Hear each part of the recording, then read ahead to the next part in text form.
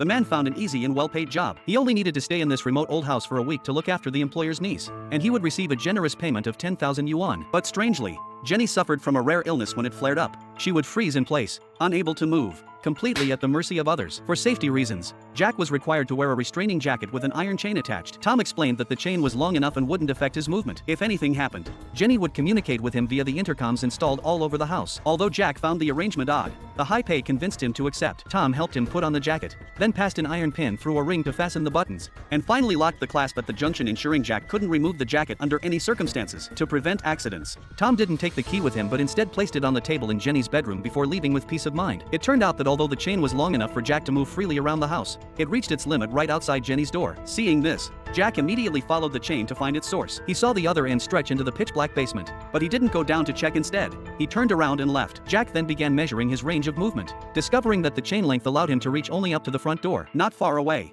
he noticed a dog also chained up, and suddenly felt they were in exactly the same situation. Feeling sympathy, Jack went back inside to fetch some food, then returned to the door to feed the dog. He even brought a stool and sat at the doorway. But at that moment, the dog became alert, and the lights inside the house suddenly went out. Then, the chain behind Jack began slowly tightening, and the next second, without realizing it, he was yanked off balance. Jack quickly returned inside, switched the lights back on, and checked around. Just as he was about to follow the chain toward the source, a burst of static came through the intercom. Focusing on work, he responded right away, ignoring the strange occurrence just now. But the noise from the other end vanished. Worried, Jack tried opening the bedroom door and saw Jenny still frozen in her condition. Just then, a sound came from the bathroom inside her room, but with his movement restricted, Jack could only call out, getting no reply, assuming it was just the old walls making noises. He didn't think much of it and went back to his room to rest. When he looked up, he noticed a creepy painting of a witch hanging on the wall. Feeling tired, he didn't dwell on it and lay down. Suddenly, a loud drop behind him startled him awake. The painting had fallen on its own, and the woman in it stared at him with a chilling gaze. Feeling uneasy,